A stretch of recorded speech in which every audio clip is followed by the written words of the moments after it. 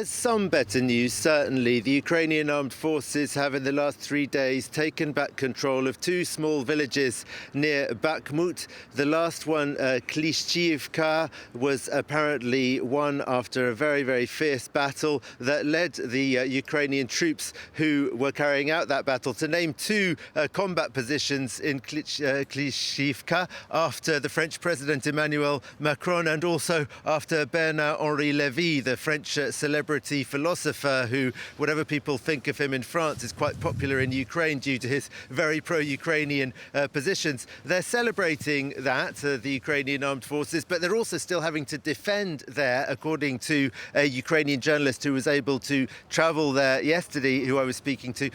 says that they are still facing Russian counterattacks, even in that area around Bakhmut. And these Ukrainian advances around Bakhmut, where they're being a bit more successful than they are in the south, are happening in the area that the Russians only took control of in May of this year, whilst in the south they're defending against territory that the Russians took control of back in the early phases of the full-scale invasion in 2022, and since then have been building up very, very strong defence systems. So it's harder and more important in the south, and I expect that in his meeting with the US President Joe Biden, Volodymyr Zelensky will be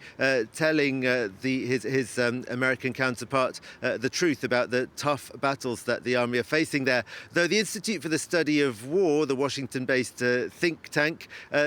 says, perhaps rather hopefully, that these successes around Bakhmut are successes for Ukraine in the war of attrition, and that gradually the Russian forces may be running out of steam and losing so much personnel both in the east and the south.